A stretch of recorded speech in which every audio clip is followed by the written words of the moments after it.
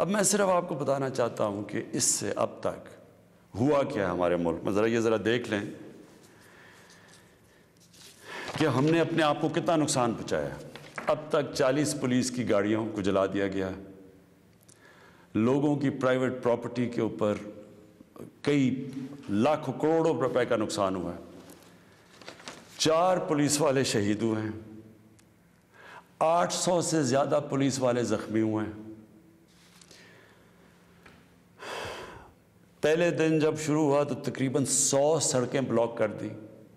उससे जो आवाम को नुकसान हुआ, उससे कई जो ऑक्सीजन के सिलेंडर्स नहीं जा रहे थे, बेचारे जो कोरोना के मरीज़ हैं, उनमें अमवात हुई।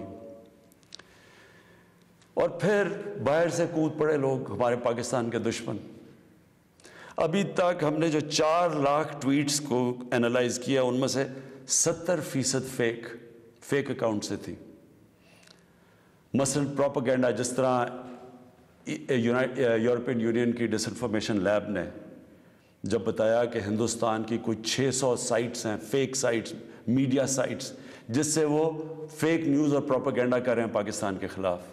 तो यहाँ भी हमें पता चला कि 380 हिंदुस्तान के, इंडिया के ग्रुप थे जो कि व्हाट्सएप से फेक न्यूज़ चला रहे थे कि सिविल वॉर हो गई पाकिस्तान में। हमारी पॉलिटिकल पार्टीज़, मुझे अफसोस से कहना पड़ता है कि वही JUI जो फजल रहमान की पार्टी, वो भी बीच में शामिल हो गई कि किसी तरह गवर्नमेंट को डिस्टेबलाइज करें, मुल्क को नुकसान पहुँचाएं। साथ वो नून लीग।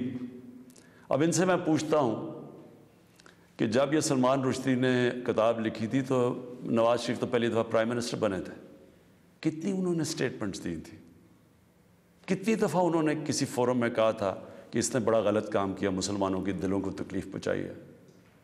कितनी दफ़ा किसी भी मुसलमान हेड ऑफ स्टेट ने किसी इंटरनेशनल फोरम पे इस पे बात की थी, तो आज इनके साथ मिल गए हैं सिर्फ इंतशार फैलाने के लिए।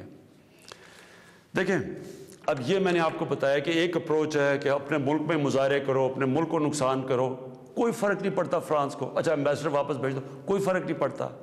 अब ये सुने कि मेरी अप्रोच क्या है। मकसद तो हमारा एक ही है। हम क्या चाहते हैं कि हम ये चाहते हैं कि ये जो हर थोड़े सालों के बाद हमारे दिलों को तकलीफ पहुंचाई जाती है, इसकी दूसरी अप्रोच क्या है, ये अब सुने मेरी अप्रोच क्या है। देखिए, मैं फिर से आपको बताता हूँ, मगरिब को मैं सबसे बेहतर समझता हूँ, मेरी बड़ी ज़िंदगी गुजरी है वहाँ, मैं उनकी सोच को जानता हूँ। देखिए, सबसे पहले जो कोशिश करनी चाहिए, जो हमने की है, और मैं अभी बताता हूँ हमने क्या क्या कोशिश की है।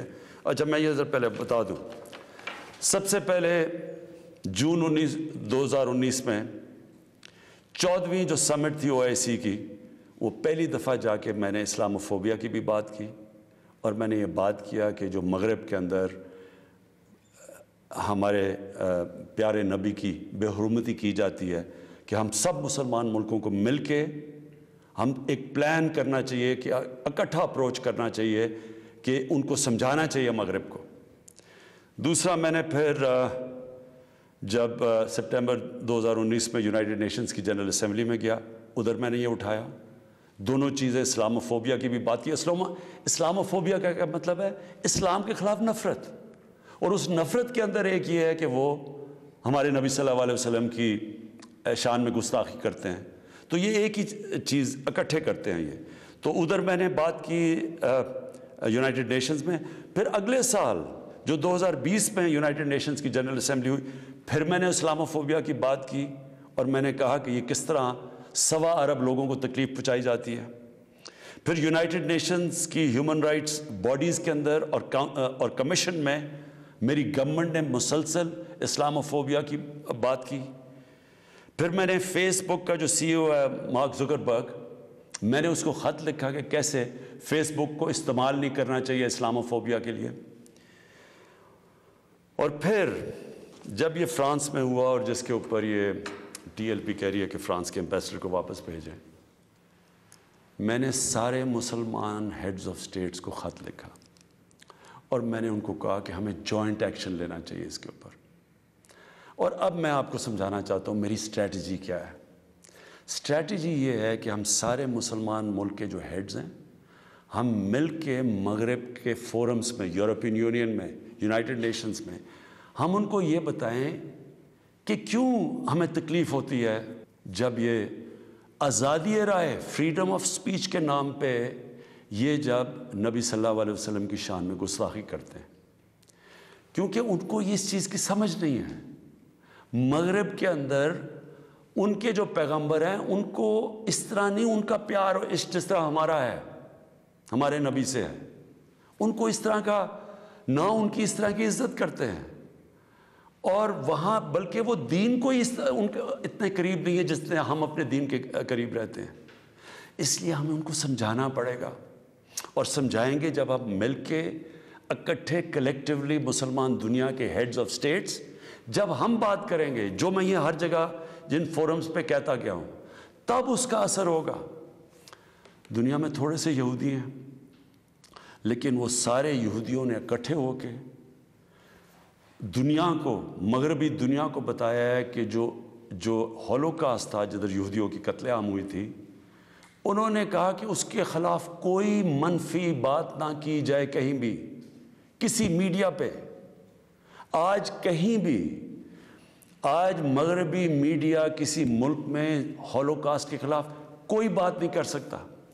4 यूरोपियन मुल्क ऐसे हैं जिधर जेल में डाल देते हैं अगर आप हॉलोकॉस्ट के ख़िलाफ़ कोई मनफी बात करें। तो क्या हम ये नहीं उनको बावर करवा सकते कि हमें कितनी तकलीफ़ पहुंचती है? और ये सिर्फ, और ये हम तब करेंगे जब हम कलेक्टिवली मिल के करें। और मैं आपको यकीन दिलाता हूँ, क्योंकि मैं मगरब को समझता हूँ, उनको समझ ही नहीं है इस चीज़ की। जब हम प्रोटेस्ट करते हैं, जब हम मुजाहरे होते हैं, वो समझते हैं मुसलमान आज़ादी राय के ख़िलाफ़ है, और वो फिर बजाय उसको समझने के, वो फिर और कोई जान के शरारत करते हैं हमें तकलीफ़ देने की। इसलिए पहला तो ये चीज़ है।